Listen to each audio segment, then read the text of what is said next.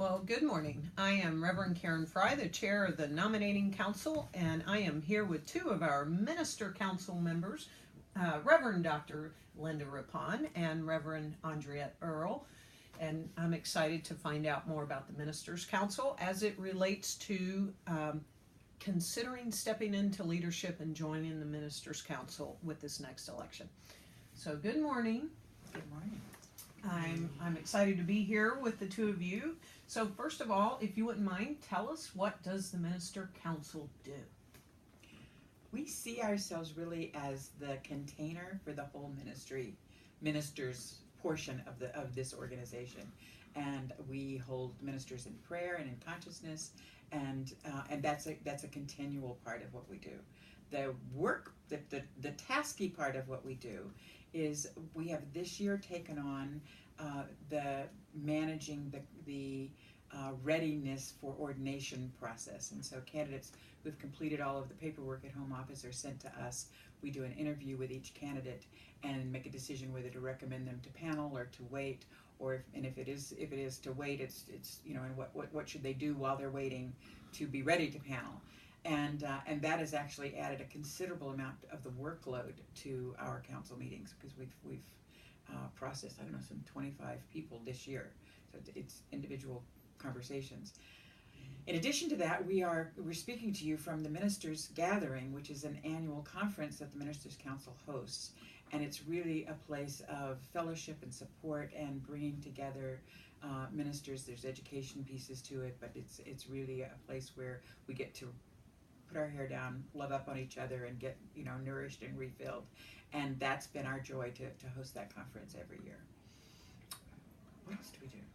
Well, I think even in doing that, it's important, at least for me, to note that in order to do that, there's something about being connected with the larger body of ministers and having a heart for, and an honesty, I'm going to say, a candor around what ministry requires and what's up for all of us, so that we are kind of, I don't know, would it be okay if I said the repository for the heart trust for what CSL ministers need and want and what would benefit them. So I think all of that comes into every practice, but also certainly the planning, execution, and delivery of the gathering.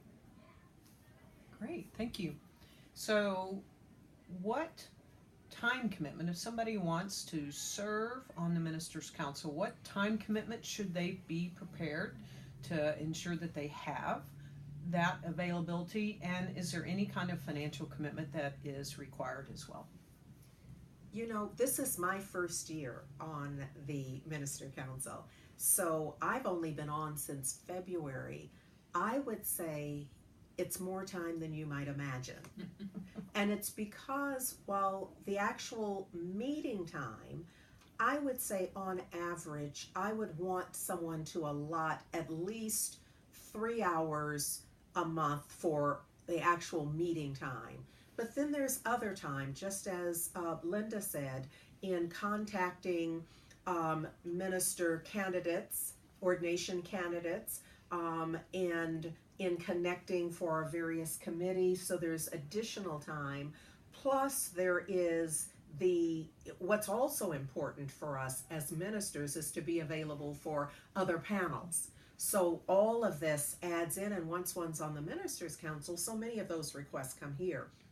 So I would say if one were to, in everything else that a minister has to do, if one made available 5 hours a month at least, if you could see your way clear to do 5 hours a month kind of dedicated to this, there could be some expansion, there would be some expansion in preparation for the gathering. But largely, I think that would be a fair estimate of what do you think? Well, yes, I agree with you. And in addition to that, we are in person at this gathering. We're in person at the convention. And then we have a planning retreat which has been very important for us to integrate Absolutely. new members. That happens in the spring. And so we come together for a couple of days. That will be important this year because we will have a new field leader, and there are 2 open spots on the council so it'll be 3 new people to a body of 7. So that's going to be an important weekend too. Financially, we have thus far had the majority of our expenses covered for travel and that sort of thing. We don't know exactly what the budget will be in the future, but there is an expectation generally that you would already be going to some of those conferences. But thus far, we've been able to cover the expenses of the conference. But I agree with you about the time commitment. And to just be clear, it means that one would want to be in the position to advance the airfare or the ticket or the whatever it is required. Yes. Because the process is the process for reimbursement. Yes. So that would be an important piece of clarity that I'd want someone to have. I want to add one thing I forgot to say earlier. From the Ministers' Council, we have people who are liaisons to other councils. So right now I'm the liaison to the Nominating Council, so I am also in those meetings. And so in addition to the meetings of the Ministers' Council, I'm on that. There is a representative to the membership, the Ministers, Practitioners, Licensing, Credentialing, the MPLC. There's a representative that serves both on that, and then the field leader is the liaison to the Leadership Council. So we have those additional roles for some of the members. Great, thank you. Is there any particular skill set or anything in particular? So first off, you have to be an ordained minister to serve on the Ministers' Council, so that's a requirement already. And in addition to that, knowing what your council is wanting to unfold or anything that you would say is a particular skill set or something that you would love to see come out of this year's election? Well, when Linda just was describing that there are other committee assignments, also there are officers within the council. So there certainly is the president, the chair, vice chair, and then there's the treasurer. So we certainly always want to have someone who has the financial acumen, who can support making certain that our budget is clear and that our financial reports are clear. And then there's the position of secretary, and it always helps when someone has an acumen and also a willingness to do that and do it well. And I would say that I think it's important to the work of the council that the council represent the look and feel of the ministers, that we have diversity on the council, that we have age diversity on the council, that we have kinds of ministry, that I've been sort of consistently the focus ministry person on the council, but there have been others that have come and gone about that. But that all the kinds of ministry, and certainly if there's Spanish-speaking ministry people, that would be really valuable to have, or international ministry people, that would be. I think it helps if what we are doing looks like what the body that we're serving looks like. Oh, that's brilliant. I agree with that too. Yes. I would add, Reverend and Andriette. it's obvious in so many ways, but I think it is important to lift up just good communication skills. I think you'd understand if I said that you play well with others. That being on a council with a group of people who maybe come together not knowing each other before, working together, that it helps if there are good communication skills, if there's honoring of leadership and process, etc. But I think it could be easily understood if I said if you play well with others. Yes. Okay, so I'm curious, what are some of the great opportunities or projects that you see before the Ministers' Council? If someone were to be elected and to step into this, what are some of the projects or opportunities that you feel in the next 3 years, especially, that you're working on that you'd like to share about? Can you see the communication bubble that's above my head? It's flashing. It's flashing. It's obvious to everybody that communication is up for us as an organization at the highest level and at every strata. But I think especially for the ministers, I don't know that there's a minister anywhere in CSL who's ever been on the listserv who doesn't want us to do something that works that out so that it really is a viable useful, beneficial resource. And this is not me criticizing, well, I guess it is. Maybe a little bit. I guess it is a bit here. We have work to do with that. But I think that I'm pointing at that because that's an excellent example, but I think it also is an indication of where the other opportunities are for us. So even on the council, I think all of our councils, to have communication systems that really benefit the efficiencies and efficacies, as well as there's something about for example, this year on the council, I don't even have a year in. And by the time I really get my sea legs and have a sense, then there's some people leaving. And there'll be some new people coming. So we have an organization that's built on that system. So I think we have to really be conscientious about the kind of communication model that we build, because it has to live beyond me. It has to be just not for my term or Linda's term, but I want whoever comes on 5 years from now to really have access to the models that we considered, or why did we implement this, and all of that. And I think as an organization, one of the greatest opportunities is communication. Do we know what's going on? Do we know who's on first and how it's going to unfold? So I would say communication is right here in the bubble above my head. Great. I would add to that, I totally agree. And whatever we're doing, that makes everything work smoothly when people have communication skills. That the project we took on this year was the managing the ordination process. And I feel like we've done a lot to kind of work the bugs out of making it a system, so that there's a flow to how information comes to us, how we process it, how we move it back to home office. And I think we will be continuing to refine that through the next year, because we've maybe done it for 4 or 5 months now. So it's still pretty new.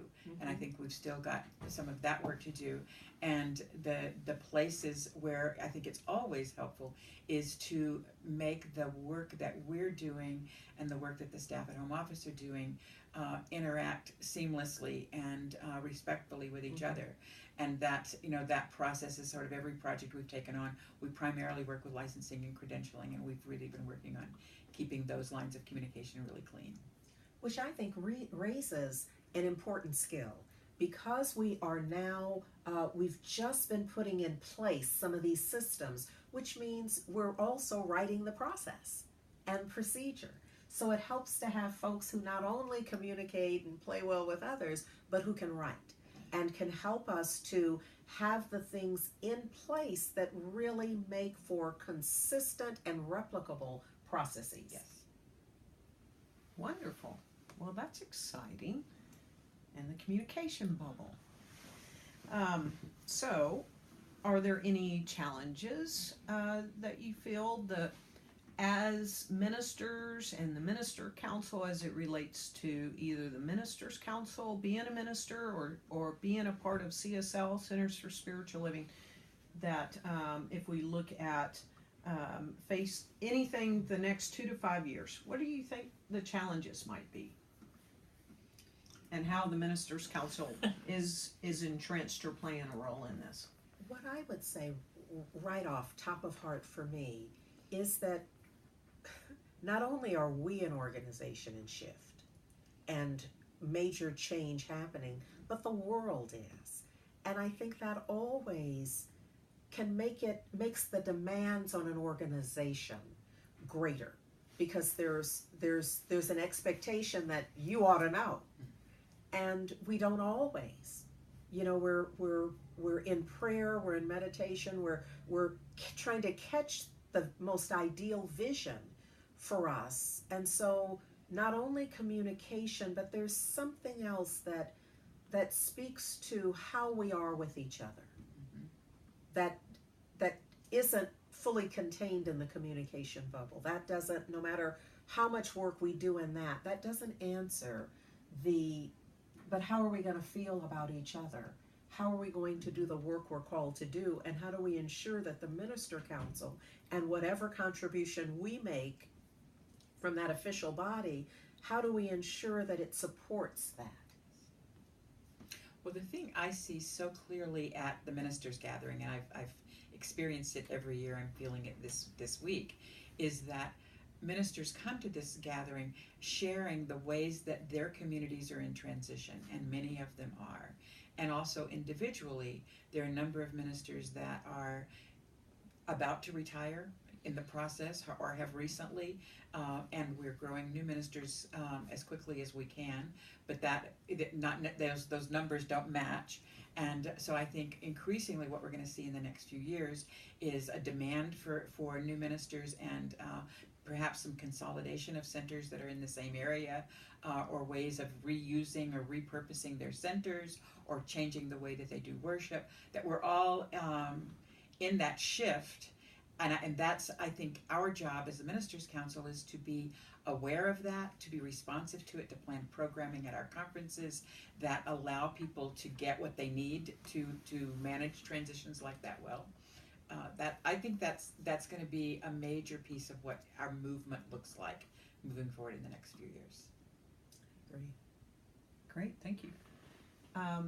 So what are the benefits of serving that you find? Serving the greater international organization and serving on the Ministers' Council. What are the benefits to you? Well, this is year 6 for me, so I'm one of the people who's going off because I've turned out. And so I've served 2 terms on this council, and I have to say I have made friends with people I think I would never have had the opportunity to spend time with. There is a fellowship that happens, and I would say that from the nominating council as well, that it's not just on the Ministers' Council, but serving in the larger organization. You end up rubbing elbows with and working on projects with people that turn out to be lifelong friends. So that to me is the part that I cherish about this. I also think that I have gained skills that I didn't have in the specific way that I do ministry, in the way that we end up managing things. I learn from people like Andriette how to put systems in place that are more sequential than my brain would ever work at. But that to me is, I grow personally from doing this. And it also is important to me wherever I am in the community I live, in the community that I serve, wherever, that I give back. And that's a huge piece to me of investing my time in serving in the larger organization, is that I'm giving back to something that is important and has actually facilitated me having ministry.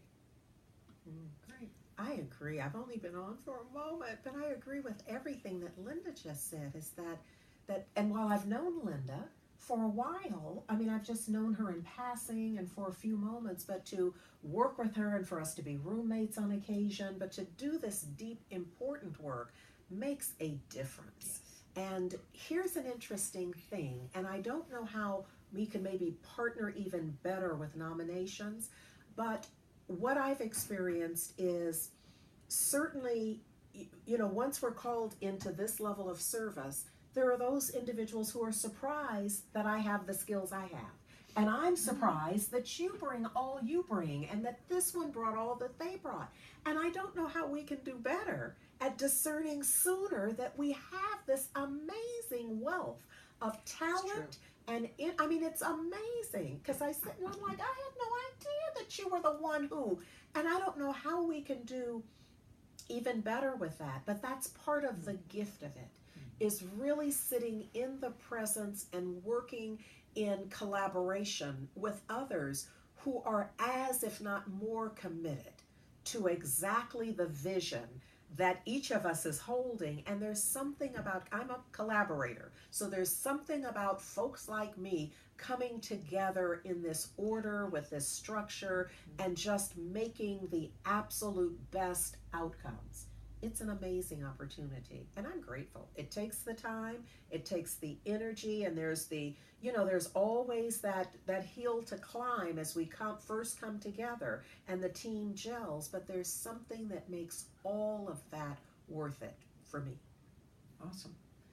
So, anything else you want to share with your fellow ordained colleagues as they might be watching this to inspire them to get off the couch, get on the field, put their feet in the fire, be a part of this thing called the Ministers' Council? In my community, in the folks of African origin will probably recognize this phrase that I grew up being told, that being reminded that those to whom much is given, much is expected. And I know that there's no way to be a part of CSL ministry and not have a huge testimony about the blessings. And so I just remind you, as my folks reminded me, that you have much that you are in receipt of. Many, many blessings, and much is required of you. I know that your home community and your focus ministry takes so much time and energy, and there's something more required of each of us.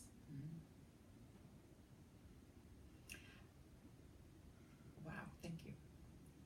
I want to add the experience that I had, and I've heard from other people, that the actual process of running is what stops a lot of us from moving forward. The idea that you're going to be voted on by your colleagues, you could lose and go be embarrassed. And I just want to say that we are in a fellowship of partnership and love and support, and especially in the community of ministers, but within all of CSL. This is not the same as when I ran for student council in high school. It's a different experience, and it's not, I don't hang my head in defeat if I lose. Right. We are all wanting to select the best combination of leaders. And so I just would invite you to set aside whatever old story you might be telling about what running for office looks like. It doesn't look like that. It's not politics, and it's not popularity. It's really like building the best organization we can. So just, get your feet wet and come play. And it's iterative. Yes. So even if you put your name in before and had a different outcome, we just never know when the time is for that perfect combination. Yes. So be willing. Oh my gosh. I love you both so much for saying what you just said, both of you. So listen to the wisdom of these two minister council members, and we'll see your application in. You send it to me. It's on csl.org. Look under the 2018 election. There's an application form. That's all you have to do is fill it out before the deadline, which is somewhere mid-December, and get it to me, and that starts the process. And then we'll see you in Southern California in February 2018. Thank you all for watching and being a part of this incredible international organization.